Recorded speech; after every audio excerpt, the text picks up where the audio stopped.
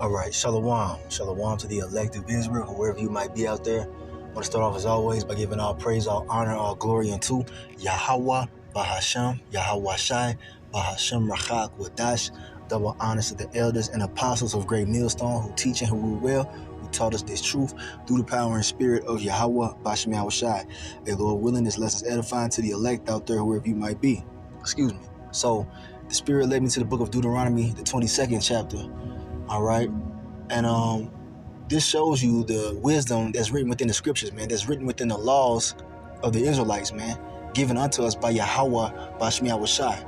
And these laws cover every aspect of life, man. All right. And it shows us a way to approach them with wisdom, man, from the Creator. You see? But a lot of people can't understand the wisdom of the scriptures because they've been so indoctrinated by the backwards ways of this society, man. Okay, this society is going to shit because it doesn't follow, these laws of morality, man. They don't follow the laws of Yahweh, Bahashem Yahweh Shai. They're not following the instruction manual, man. So the shit is all out of whack, man. That's why you see nothing but confusion and chaos going on in the earth, man. Men trying to be women, women trying to be men. Kids don't know what sex they are. Like, and that's just, one thing to name out of a whole plethora of different, categories of bullshit, man, that go on here in the earth, man. But anyway, I want to jump down though because this topic came up. Elder Apostle Tahar did a video recently on this, and I just happened to wake up this morning and read Deuteronomy 22. So that's the spirit, man. So let's just go into. I want to go down to the wisdom that we should have when it comes to marriages, man. And a marriage is, of course, a man and a woman, all right? Or a man and women, okay? So, continuing on, it says here in verse 13, if any man take a wife and go in unto her and hate her, okay? When you go in unto a woman, that means you laid the rod down on her, man. Pretty much, you've humbled her, and that is considered your wife, man, if she be a virgin, man. Okay? That's how you would get a wife, man. All right, you go in unto her, man. That consummates the marriage. Now, continuing on, it says, so if a man take a wife and he go in unto her and hate her and give occasions of speech against her and bring up an evil name upon her and say, I took this woman and when I came to her, I found her not a maid. So pretty much the dude is saying, when I, consummated the marriage, I found out that, she wasn't a virgin, man. Somebody already popped that. Okay. And he's trying to, pretty much put her away. Now, verse 15 says, then shall the father of the damsel, all right, and her mother take and bring forth the tokens of the damsel's virginity unto the elders of the city in the gate. Because that's part of the customs, man, of Israelites, man. And it's even practiced to this day in some parts in the East, man. They still do this. But this is part of our custom, man. All right.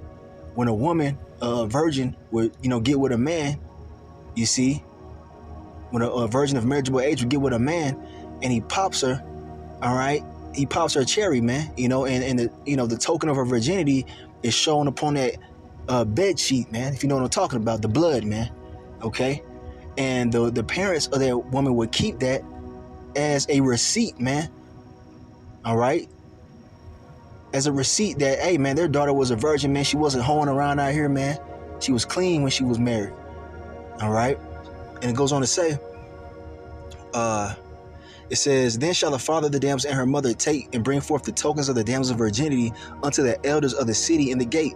And the damsel's father shall say unto the elders, I gave my daughter unto this man to wife, and he hated her. So he pretty much is trying to, get rid of her because he don't like her for whatever reason, man. Or she pissing him off. You can't just get rid of a woman like that, man.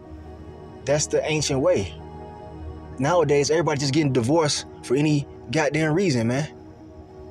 You know what I'm saying? People, they just want to do what they want to do. Marriage back then was a serious deal, man.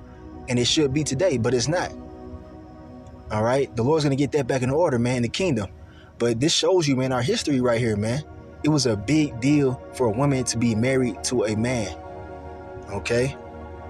The father and the mother were involved with the process, man. It was, very detailed, man, and serious.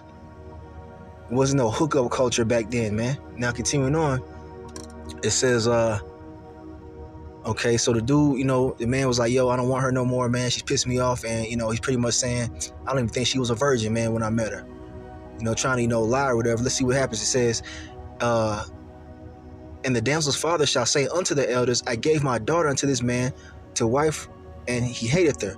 And lo, he have given occasions of speech against her, all right, talking shit against her, saying, I found not thy daughter a maid, and yet these are the tokens of my daughter's virginity, and they shall spread the cloth before the elders of the city. All right, proving that man to be a liar, man. If their parents were able to show the tokens of her virginity amongst the elders of the city, all right, it's like pretty much going to court, man. It's like divorce court, man. All right. Continuing on, it says, verse 18, and the elders of that city shall take that man and chastise him. So they found that man to be a liar. He just wanted to put that woman away because he was tired of her. You can't just do that, man. In Israelite culture, you can't just divorce a woman because you're tired of her, man. Nah, man, you're supposed to be betrothed to that woman, pretty much till death do you part, man. Now the Lord, had Moses give an occasion for divorce because of the hardness of our hearts, man. But, the Lord, he says, with the Most High is brought together, let no man separate, man. All right. But that's the degenerate state that we're in right now, man. It wasn't so back then. Continuing on, it says, and they shall immerse him in 100 shekels of silver and give them unto the father of the damsel, because he hath brought up an evil name upon a virgin of Israel. You see, reputation is everything, man, when it comes to righteousness. You know what I'm saying? That's how we're supposed to be carrying ourselves, man, having integrity. All right. People don't give a damn right now, in these days, man.